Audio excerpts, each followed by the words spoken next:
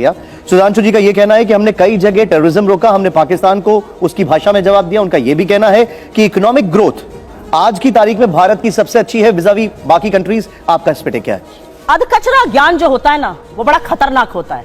जैसे आधा सच पूरे झूठ से ज्यादा खतरनाक होता है। ये व्हाट्सएप यूनिवर्सिटी के स्नातक लगते हैं मुझे। मोदी जी ने एक काम किया है, दुनिया की सबसे बड़ी फेक न्यूज फैक्ट्री बनाई है और दुनिया की सबसे बड़ी व्हाट्सएप यूनिवर्सिटी भारत में स्थापित करी है और हर चरण चुंबक उसका सदस्य है। आपको मैं बताती हूं, उन्होंने आतंकवाद पर बात बोली। निकालिए अपने अपने फोन अभी। पिछले 2 हफ्तों में राजौरी में और पुंछ में आतंकवादी हमले में हमारे 5 जवान राजौरी में और 5 पुंछ में शहीद हुए। इस देश के प्रधानमंत्री के पास एक क्रिकेटर की उंगली टूट जाने पर ट्वीट करने का वक्त है, लेकिन एक वक्तव्य इस देश के गृह मंत्री का, इस देश के प्रधानमंत्री का हमारे 10 जाबाजों की शहादत पर नहीं आता। आपको क्या लगता है, आप आतंकवाद को स्वीकारेंगे नहीं, एक्सेप्ट नहीं करेंगे कि हमारे जाबाजों की शहादत हुई है तो वो बंद हो जाएगा? उन परिवारों से पूछिए, क्या उनको सम्मान और श्रद्धांजलि इस देश के प्रधानमंत्री को नहीं देनी चाहिए? आप मौन क्यों हैं? 10 जाबाजों की शहादत हुई है पिछले 2 हफ्तों में। 20 जाबाजों की शहादत हुई चीन में, वहां पे गलबैया कर रहे हैं, झूला झूल रहे हैं चीन के साथ, साबरमती में बैठ के शहनाई सुन रहे हैं। ये बात करेंगे चीन पर? 18 बार प्रधानमंत्री चीन में गए, भगवान जाने क्या चीन से रिश्ता है, वो चीन का नाम लेने में कतराते हैं। क्यों डरते हैं हमारे प्रधानमंत्री चीन का नाम लेने में? ये सवाल मैं पूछती हूँ, सवाल देश पूछता है। 20 जाबाजों की शहादत हुई है। इन्होंने कुछ बातें बोली और उन बातों को बोलने से पहले मैं एक महिला हूं, आधी आबादी की बात कर लेते हैं।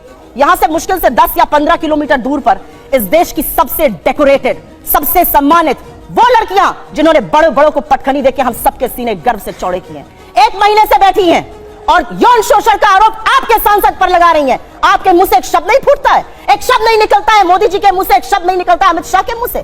क्या ऐसी आपकी फंसी है ब्रजभूषण शरण सिंह से कि आप नहीं बोलते हैं? ये सवाल मैं एक महिला होने के नाते पूछती हूँ, मैं एक महिला होने के नाते पूछती हूँ। बिल्किस बानो के अपराधियों को किसने रिहा किया? क्योंकि वो मुसलमान थी तो आप बोलेंगे नहीं। अंकिता ठाकुर का जिसने कत्ल किया, जिसने उसको जिस्म फरोशी में ढकेला, वो आपके विधायक का बेटा था। आप क्यों चुप है? आपने वहां पर इमारत ही गिरा दी कि सबूत ही ना मिले। आपका विधायक दोषी पाया गया है हत्या और सामूहिक बलात्कार का, कुलदीप सिंह सेंगर। ये बात करेंगे महिला सुरक्षा पर। ये चूड़ियां भेजते थे प्रधानमंत्री को, आज इनके मुंह से एक शब्द नहीं फूटता। महिलाएं इस देश की पूछ रही हैं और आपको भी पूछना चाहिए, क्यों चुप है मोदी सरकार जब हमारी बेटियां जंतर मंतर पर 1 महीने से बैठी हैं? उन लड़कियों के आंसू देखकर, और आज की खबर फिर से मैं कोट कर रही हूं, एक समर कैंप होता था साक्षी मलिक बनने के लिए, तमाम लड़कियां वहां पर आवेदन देती थी। आज की स्थिति यह है कि बलात्कार और यौन शोषण की खबरों के बाद एक एप्लीकेशन नहीं आई है। ये इस देश की बेटियों के साथ ये कर रहे हैं, ये हमें पाठ पढ़ाएंगे। इन्होंने एक बहुत बड़ी बात बोली और वो बात बोलते बोलते पाकिस्तान पर चले गए। आज तक इस देश का यह न्याय था कि आज तक आईएसआई ने हमारी जमीन पर पैर नहीं रखा था। आईएसआई को पठानकोट बुलाकर आप निरीक्षण कराते हैं, लाहौर आप चले जाते हैं लपके हुए, भगवान जाने सेवई खाने या बिरयानी खाने, और सवाल हमसे आप पूछिएगा। आसिया अंद्राबी आपका चेहरा बनती है श्रीनगर में और सरहद पार जाके आतंकवादी गतिविधियों में शामिल है।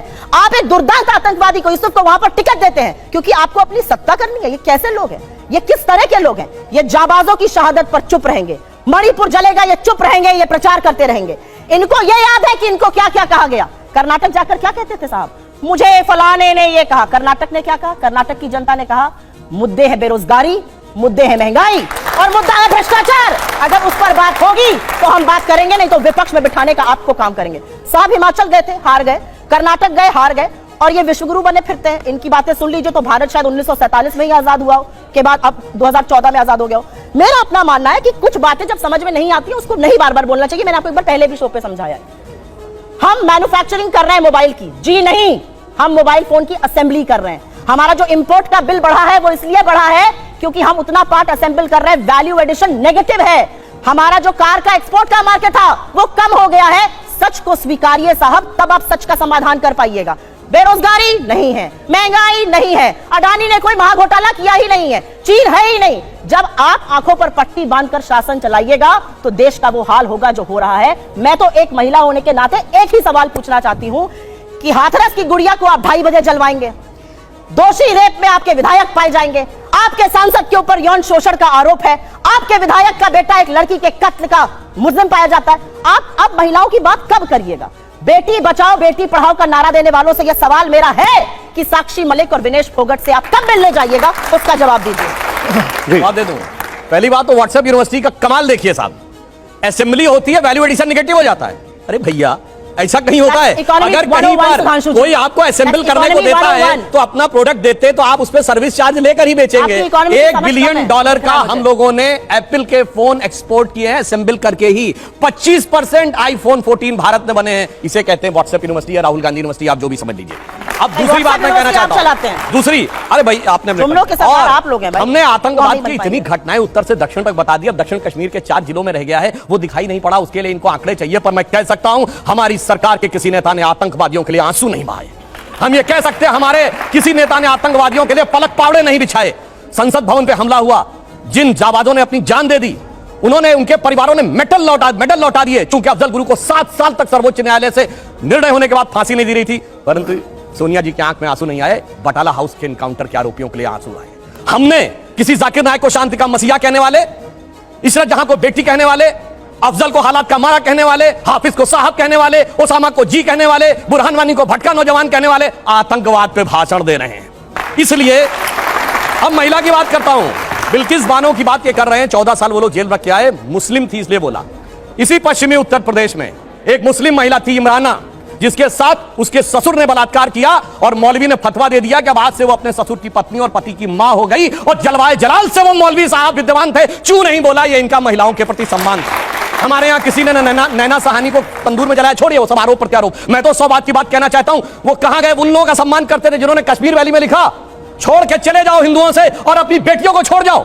वो गिरजा टिक्कू जिसके साथ सामूहिक बलात्कार के बाद आरे से काट दी गई और चू नहीं निकला किसी के मुंह से। वहां एक किसी महिला एक के साथ नहीं, पूरी कम्युनिटी के साथ हुआ और सब मौन साधारण किए रहे, क्योंकि वो सेकुलरिज्म का सुंदर संगीत था, उससे इनको वोट मिलने थे। कहते हैं आईएसआई भारत की धरती पे नहीं था।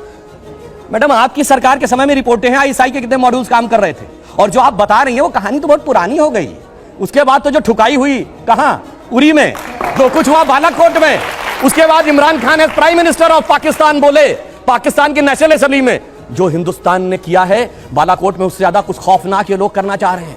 आप ये सोचिए, आप शांति के कबूतर उड़ाते थे और हमने बाज उड़ाए हैं गुरु गोविंद सिंह जी की तरह। और आपने लास्ट में कहा शायद देश 1947 में, 2014 में नहीं, आप 47 से मानते हैं, ये राष्ट्र सनातन है, चिरंतन है, 1947 में पैदा हुआ नहीं है। इसीलिए इस राष्ट्र को कोई अपने को फादर कहने लगता है, कोई क्रिएटर कहने लगता है, कोई राष्ट्र का निर्माता कहने लगता है। ये राष्ट्र वो है। अब लास्ट में एक बात कर रहा हूं, कर्नाटक बात है, बिल्कुल अच्छी बात है, पर मैं पूछना चाहता हूं, कर्नाटक में चुनाव परिणाम आए, हम हारे और ये जीते, पर पूछना चाहता हूं, राहुल गांधी जी ने जाकर ये कहा था कि इंडिया में डेमोक्रेसी ऑलमोस्ट खत्म हो गई है, सारे संस्थान अब काम नहीं कर पा रहे हैं। तो मैं पूछना चाहता हूं, 2 सुप्रीम कोर्ट के जजमेंट आए जो आपने कहा आपके पक्ष में आए, उसके बाद अब इलेक्शन कमीशन सही है कि नहीं, ईवीएम सही है कि नहीं, आप डेमोक्रेसी से जीते हैं कि नहीं कर्नाटक में? मेरा मानना है कि अगर हम ईमानदारी से स्वीकार करते हैं कर्नाटक में हारे हैं, कांग्रेस को ईमानदारी से क्षमा मांगनी चाहिए कि आगे से हम अपने राजनीतिक हित के लिए विदेश की धरती से जाकर कभी इस देश को बदनाम करने की कोशिश नहीं करेंगे। और पुनः मैं कहना चाहता हूं, आज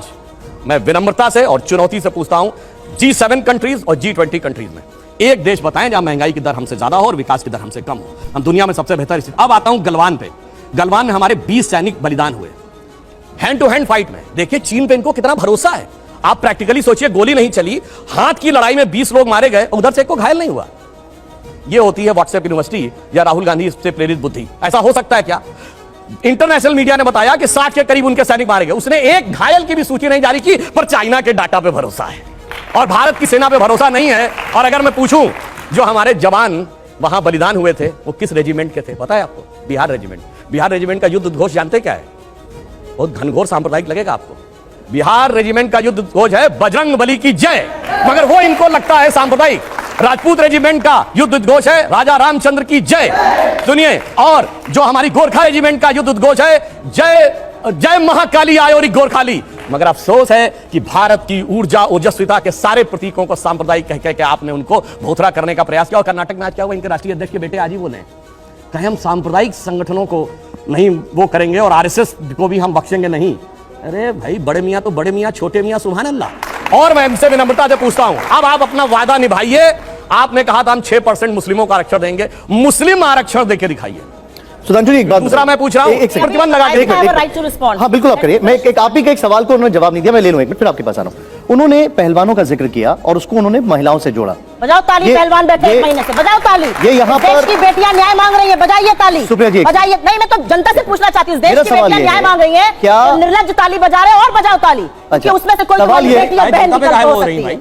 अरे बोलना चाहिए, सुधांशु जी, एक उस महिला पर- होकर तो बोलूंगी ना। उसके लिहाज आप तो से कट गए कुछ क्वेश्चन आपकी से। सरकार आप क्या बताएं, कर राम रही जी जगत है? बनाइए। ये सरकार के सामने एक चुनौती है, ये एक ऐसा इशू है जो कि बहुत आगे बढ़ रहा है और एक ऐसा इशू है जो कि सेटल डाउन नहीं हो रहा है। हाँ, मैं बताता हूं, इसकी तो जांच हो रही है, जांच कोर्ट के भी निर्देश पे हो रही है और इंडियन ओलंपिक एसोसिएशन भी कर रही है, उसका इंतजार नहीं है। मगर ये बताइए, केरल में जो लड़कियां पकड़कर धर्मांतरण करके जिहादी बनाने के लिए ले जाई जा रही हैं, वो तो फेक स्टोरी है। महिला सम्मान सब गायब, वहां पे महिला सम्मान गायब।